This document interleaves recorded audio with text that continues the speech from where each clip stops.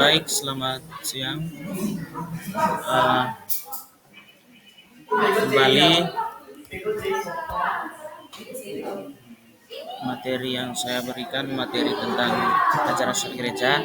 Ini hanya penekanan kembali dari materi yang sudah kita sampaikan dalam bentuk diskusi agar nanti eh, kalian bisa pelajari, bisa dalami kembali dalam eh, kegiatan berikutnya melalui referensi-referensi yang ada, baik dari internet, dari buku cetak maupun dari berbagai referensi lainnya. Yang pada kesempatan ini saya menegaskan beberapa hal berkaitan dengan ajaran sosial gereja. Ya, oke.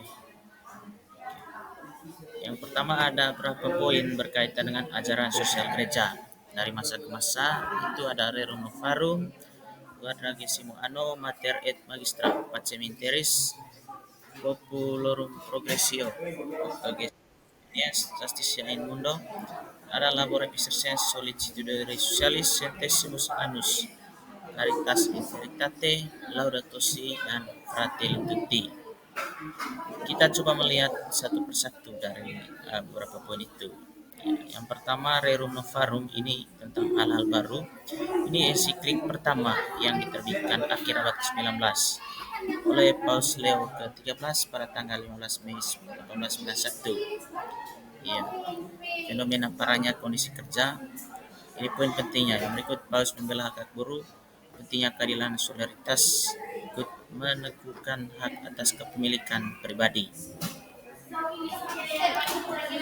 Ya, yang kedua ada Quadragesimo Anno. Ini setelah 40 tahun dari Rerum Novarum tadi. Paus diterbitkan oleh Paus Pius XI tanggal 15 Mei 1931. Menegaskan kembali prinsip Rerum Novarum, menolak komunisme, mengkritik persaingan kapitalisme. Itu berkaitan dengan Quadragesimo Anno. Kita masuk poin yang berikut. Ada Mater et Magistra, ibu dan guru. Ini pada tanggal 15 Mei 1961 oleh Paus Yohanes ke-23. Ini peringatan 70 tahun Rerum Novarum yang menjadi penekanan di sini adalah masalah keadilan, revolusi industri. Ya, ada 3 prinsip dasar yang menjadi kunci dari materi magistra. Ada see, judge, and act. Lihat, memutuskan, dan bertindak. Oke. Berikut ada Pacem Interis, damai di bumi, oleh Paus Yohanes ke-23 pada tanggal 11 April 1963. Ajaran perdamaian dunia, krisis, ada masalah krisis di Kuba pada saat itu, dan juga mendukung proses demokratis dan perang dingin dan ancaman nuklir. Ini yang menjadi penekanan penting dalam Pacem Interis. Yang berikut ada Populorum Progressio. Ini tentang kemajuan bangsa-bangsa. Ini ditulis oleh Paulus VI pada tanggal 26 Maret 1967. Yang menjadi poin pentingnya dibahas di sini tentang jurang negara kaya dan miskin. Keadilan tidak bisa dipisahkan dari pembangunan dan kemajuan. Yang berikut ada istilah option for the poor. Berikut ada Octogesima Adveniens, penantian tahun ke-80 oleh Paus Paulus VI pada tanggal 15 Mei 1971. Panggilan untuk bertindak. Yang berikut mendorong umat bertindak aktif dalam masalah politik. Berikut memperjuangkan nilai Injili guna membangun keadilan sosial. Yaitu beberapa poin penting dari Octogesima Adveniens. Oke, kita lanjut ke Justitia in Mundo, keadilan di dunia. Justitia in Mundo ini merupakan hasil sinode para uskup di Roma. Jadi kumpulan para uskup melakukan pertemuan di Roma dan menghasilkan sebuah ensiklik yang namanya Justitia in Mundo. Sinode ini terjadi pada tahun 1971. Ya, dengan diakhirnya kemiskinan dan penindasan. dan pembebasan seruan uskup Amerika Latin. Ya, jadi ada masalah pada saat itu dan yang menjadi fokus utama itu adalah seruan uskup Amerika Latin. Yang berikut Laborem Exercens itu kerja manusia, itu ditulis oleh Paus Yohanes Paulus II pada tanggal 14 September 1981. Ya. Ini peringatan 90 tahun Rerum Novarum. Di sini juga dibahas tentang martabat kerja manusia dan berhak pada manusia. Pekerja itu berhak pada upah yang adil, hidup dan juga hidup secara manusiawi. Jadi manusia berhak untuk kerja. Dengan kerja itu dengan sendirinya martabatnya itu ada dalam diri manusia. Oke, kita lanjut. Yang berikut ada Solicitudo Res Socialis, keprihatinan akan masalah sosial. Ini ditulis oleh Paus Yohanes Paulus II pada tanggal 30 Desember 1987. Peringatan 20 tahun Populorum Progressio. Yang menjadi poin penting adalah makna dan nilai pribadi manusia, solidaritas dan kebebasan, serta keadilan sejati. Ini menjadi poin pembahasan penting dari ensiklik Solicitudo Res Socialis. Yang berikut ada Centesimus Annus tahun ke-100. Ini ditulis oleh Paus Yohanes Paulus II pada tanggal 15 Mei 1991. Ini peringatan 100 tahun Rerum Novarum. Ya, sini juga dengan jatuhnya komunisme pada tahun ini. Yang berikut menolak liberalisme dan kapitalisme sebagai ideologi.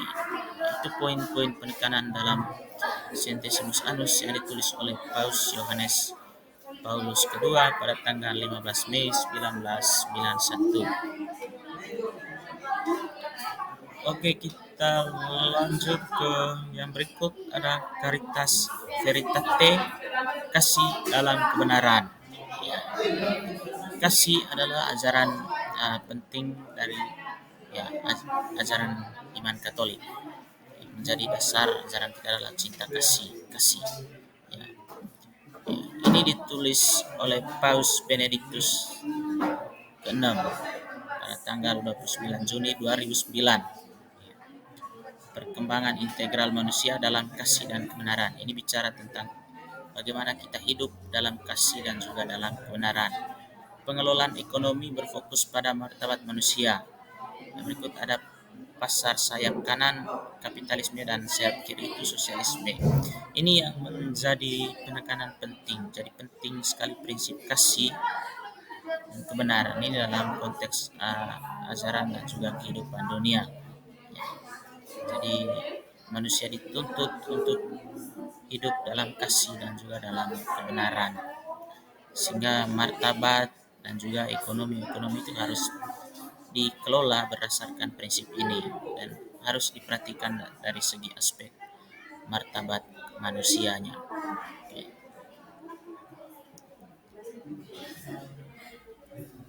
Yang berikut kita lanjut ke ensiklik yang berikut, Laudato Si. Terpujilah Engkau Tuhanku. Ini ditulis oleh Paus Fransiskus pada tanggal 24 Mei 2015. Manusia beragama, beriman dan bersikap terhadap alam lingkungan. Ada istilah pertobatan ekologis. Ini ensiklik yang baru-baru dikeluarkan dan bicara tentang bagaimana hubungan manusia di dunia ini terutama dengan lingkungan.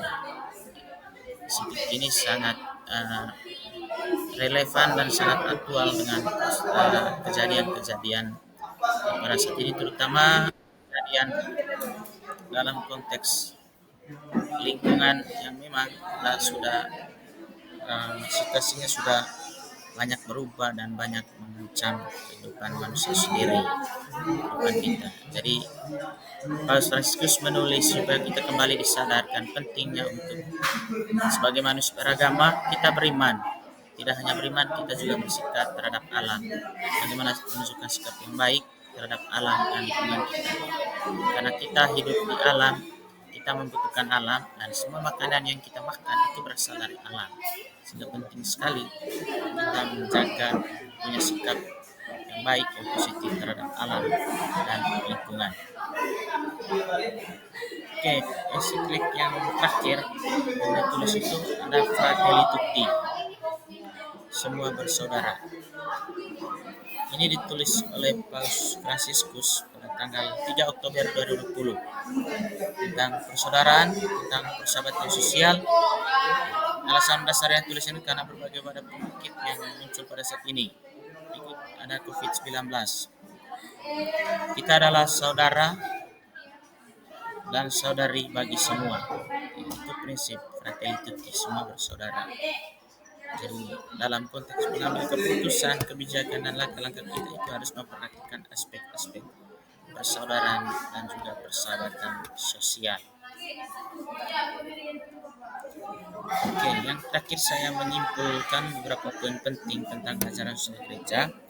Ajaran sosial gereja adalah ajaran mengenai hak dan kewajiban berbagai anggota masyarakat dalam hubungan dengan kebaikan bersama, baik lingkungan, nasional maupun internasional.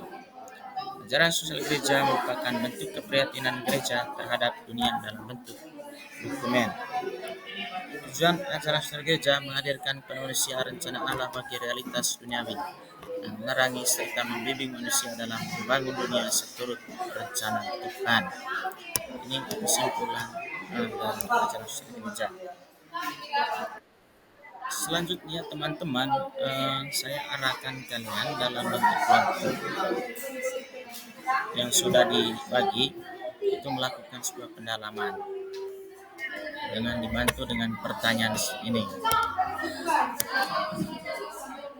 Jelaskan keprihatinan utama ajaran sosial gereja dari masa ke masa dan buatlah analisis apa yang melatar belakangi lahirnya ajaran sosial gereja tersebut. Kalian coba buat sebuah pendalaman kembali terhadap menganalisis kembali terhadap teks-teks yang sudah kalian bicarakan, sudah kita diskusikan. Itu pendalamannya. Yang berikut refleksi dengan dibantu membuat refleksi berdasarkan situasi yang berkembang di masyarakat saat ini dalam konteks revolusi industri. Kalian coba merefleksikan bagaimana situasi yang berkembang, terutama terjadinya revolusi industri 4.0 saat ini. Banyak sekali perkembangan dan bagaimana dampaknya yang terjadi di tengah-tengah masyarakat kita. Yang terakhir, kalian coba merencanakan sebuah aksi. Aksinya seperti apa itu nanti kalian coba diskusikan dalam kelompok juga. Ya, ini contoh aksinya. Misalnya berlaku adil pada teman-temannya, atau saudara-saudari di rumah, menjaga kebersihan lingkungan alam sekitar. Ini tadi semangat Laudato Si. Yang berikut membuang sampah pada tempatnya.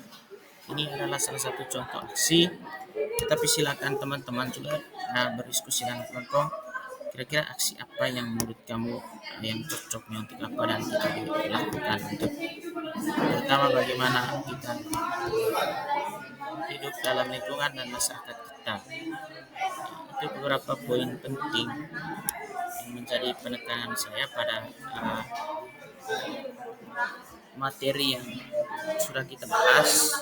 Mudah-mudahan apa yang disampaikan, yang kita diskusikan itu kalian bisa pahami dan apa yang dicari dan disampaikan tadi bisa dipahami dengan baik.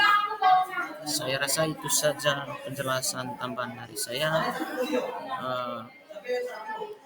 Dan kurangnya saya sampaikan terima kasih. Sampai bertemu di pertemuan yang berikutnya di kelas dalam pembelajaran pendidikan agama Katolik. Sebagai penutup saya sampaikan terima kasih. Assalamualaikum warahmatullahi wabarakatuh. Tuhan Yesus memberkati.